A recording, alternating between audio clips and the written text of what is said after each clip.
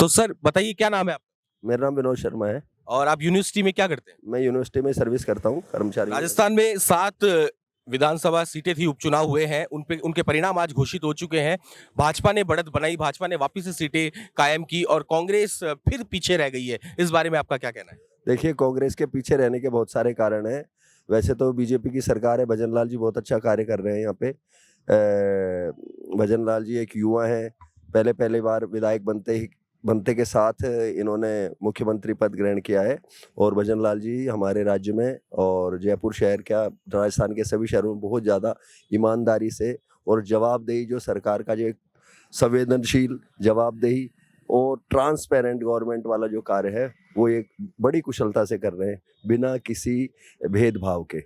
ये उसी का नतीजा है, क्योंकि जनता आजकल पढ़ी लिखी है, नेटवर्क से जुड़ी रहती है, सब कुछ जानती है जनता। पहले के जैसे आज से 30 साल पहले वाला जनता का मानस नहीं रहता है। जनता अपने विवेक से वोट डालती है। इसमें जो हारने वाली पार्टी होती है, वो चाहे ईवीएम का नाम ले, चाहे किसी भी घोटाले का नाम ले, लेकिन देखा जाए तो जनता सरकार के कार्य को और उसको ये जो कार्य क्षमता होती है, कार्य प्रणाली होती है, उसको देख करके मतदान करती है। और ये उसका नतीजा है, क्योंकि जो 7 में से 4 सीटें जो बीजेपी ने ली हैं, वो प्रत्यक्ष है। प्रत्यक्षम किम प्रमाणम, हमारे सामने प्रमाण है। चाहे कोई कितना ही करता रहे कि नहीं ये कार्य नहीं कर रहे हैं, ये है वो है, इसलिए हम इस बात को कह सकते हैं कि अच्छा काम, अच्छे कार्य का अच्छा नतीजा। बीजेपी का सबसे बड़ी जो सीट थी उपचुनाव में, वो दौसा सीट थी और दौसा सीट से बीजेपी के कैंडिडेट जगमोहन मीणा हार गए और डीसी बैरवा ने जीत हासिल की। इस बारे में आपका क्या कहना है? देखिए, वहाँ पे जो ये उपचुनाव होता है, उसमें मुद्दे कुछ चेंज हो जाते हैं। उसमें जातिगत और जो क्षेत्रीय जो मुद्दे होते हैं, वो हावी हो जाते हैं। और इसमें जनता का जो एक रुझान होता है, एक जो लहर जो चलती है, वो सब चीज़ें प्रभावित हो जाती हैं। तो ये जो उपचुनाव, बाई इलेक्शन जो होते हैं, इसके अंदर चुनाव परिणाम किस भी ओर जा सकता है। इसमें ये देखा नहीं जाता कि भाई कौन सी सीट विजयी होगी, कौन प्रत्याशी जीतेगा, कौन हारेगा। लेकिन इसमें वो जो लहर वाली जो बात होती है, वो मुद्दे दब जाते हैं। और इसमें व्यक्तिगत जो बिल्कुल पर्सनल कांटेक्ट वाली जो बात होती है, उसके कारण से इसको कांग्रेस को विजय हासिल हुई है। मेरा मानना यह है। तो सर ये जो इस बार जो भारतीय आदिवासी पार्टी, इनकी 2 सीटें आ गई हैं और 2 सीटें अगर इन पार्टियों की आ गई है, तो बीजेपी को ये झटका लगा है, उनकी 2 सीटें उस तरफ से कम भी हो गई हैं। तो इस बारे में आपका क्या कहना है कि ये पार्टियां भी हावी हो रही है बीजेपी पे? नहीं, ऐसी कोई बात नहीं है। देखिए, मैंने आपको जैसा कि पहले वाले क्वेश्चन का जवाब दिया था कि जो उपचुनाव होते हैं, इसमें आदमी बिल्कुल तसल्ली से, हर मतदाता बिल्कुल स्वयं विवेक से तसल्ली से वोट डालता है। इसलिए जो आपने बताया आदिवासी, जैसे कि हमने पिछले चुनाव में देखा, गुजरात इलेक्शन के अंदर आम आदमी पार्टी का खाता खुल गया। आम आदमी पार्टी का 1 या 2 विधायक वहां पर चुने गए, लेकिन वो ठीक है कि उनका वहां पर खाता खुला है, सरकार से उसको कोई मतलब नहीं है। वो ही बात राजस्थान बहुत बड़ा अपना यहाँ का प्रांत है। इसमें 1-2 सीटें आने से कोई ऐसी बात नहीं है कि भाई ठीक है। तो बीजेपी को इसको झटका नहीं, बीजेपी को इसमें आकलन करने का तो जरूर बीजेपी को मंथन करना पड़ेगा कि भाई ये सीटें हमने क्यों खोई हैं। जब हमारी सरकार है, हम जब इतना अच्छा कार्य कर रहे हैं, तो ये क्षेत्रीय पार्टी जो है, ये क्यों कुकुर मुत्ते की तरह उभर रही हैं। राजस्थान में तो बीजेपी और कांग्रेस 2 ही पार्टियों का प्रभाव है। जनमानस 2 पार्टियों में से किसी एक को मत देता है। लेकिन ये और यूपी और दूसरे जो स्टेट्स हैं, उसकी तरह यहाँ पर भी ये छोटी छोटी पार्टियां क्यों उभर रही हैं, ये चिंता का विषय है।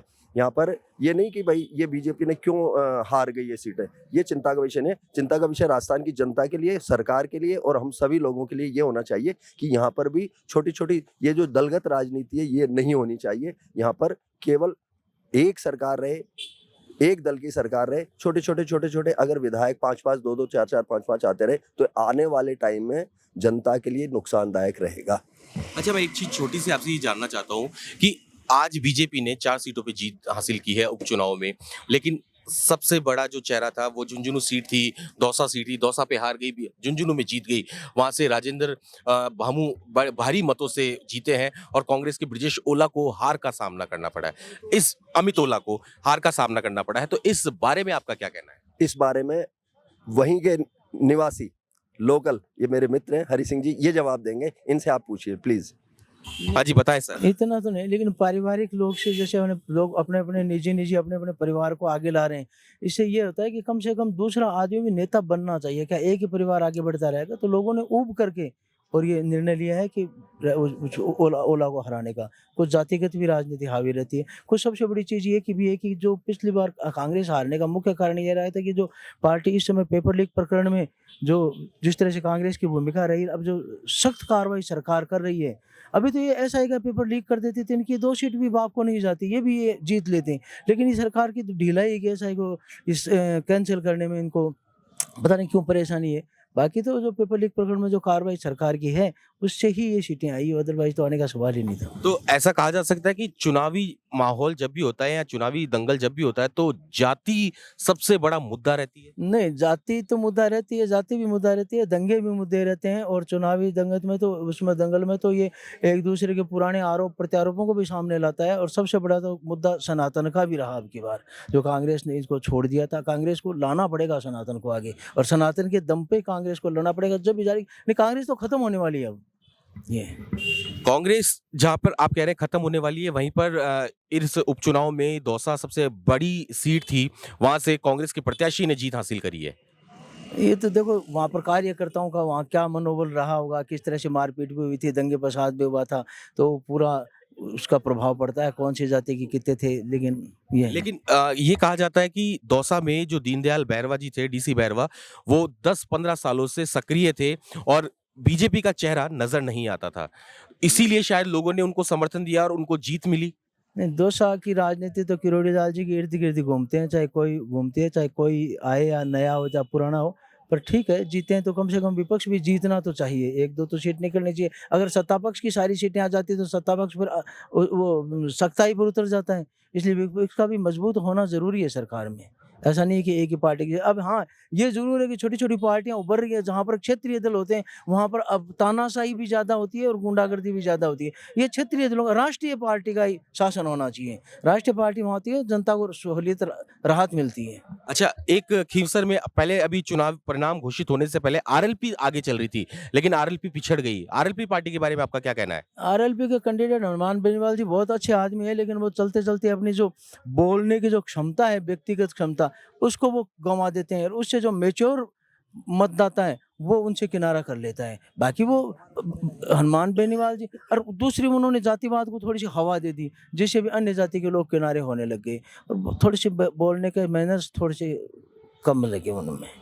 जी, बहुत-बहुत शुक्रिया आपका। तो इस चुनावी दंगल के अंदर उपचुनावी दंगल में जहां पर परिणाम घोषित हो चुके हैं, भाजपा जीत की ओर अग्रसर रही है और वहीं कांग्रेस को 1 सीट मिली है। ये चुनावी संग्राम यहीं थमने वाला नहीं है, क्योंकि ये दौर आगे भी जारी रहेगा। आप देखते रहिए भारत समय नेटवर्क। मैं हूं राहुल, कैमरामैन विष्णु के साथ।